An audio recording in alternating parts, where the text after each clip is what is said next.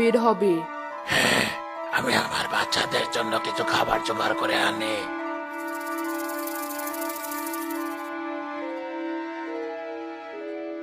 মা সাপ ডিমের উপর বসেছিল। তখনই দুষ্ট দুই লোক সেখানে হানা দিল। তোমরা কারা? এখানে কি করছো? এই সেই সাপ যার কাছে জাদুর ডিম আছে, ওর ডিমগুলো নিয়ে নে। আমার ডিমে কেউ হাত দেবে তো ছোবল মেরে এখানেই শেষ করে দেব। ভেবেছিলাম সাপটা হয়তো এই সময় ঘুমিয়ে থাকবে আর আমরা ডিমগুলো নিয়ে চুপচাপ এখান থেকে কেটে পড়বো। তার হলো না, এবার বিনটা বের করতে হবে দেখছি। বাজা তোর বীর, দেরি করছিস কেন?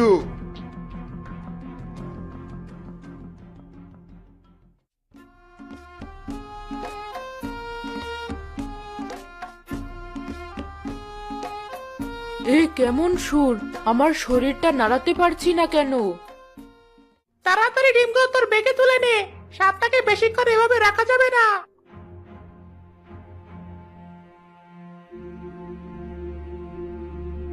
নিয়েছি, এবার চল। তারা আমার পা কিছু একটাতে আটকে গেছে মনে হয়। ওই সাপটা তো তোর পা পেঁচিয়ে ধরেছে, ছাড়া তাড়াতাড়ি। সাপটার অবসরটা এত তাড়াতাড়ি ছেড়ে যাচ্ছে, তুই সাপটাকে আমার পা থেকে সরানোর ব্যবস্থা কর দ্রুত।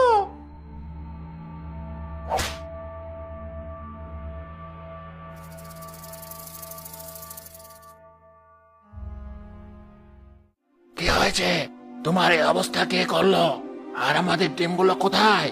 হাতে লাল ফিতা পরা দুটো দুষ্ট লোক আমাদের ডিমগুলো নিয়ে গেছে। তুমি আমার চিন্তা করো না, আমাদের বাচ্চাগুলোকে উদ্ধার করো। কিন্তু তোমাকে এই অবস্থায় ফেলে রেখে কিভাবে যাই? আমার কিছু হবে না, তুমি আমার বাচ্চাগুলোকে আমার কাছে ফিরিয়ে আনো।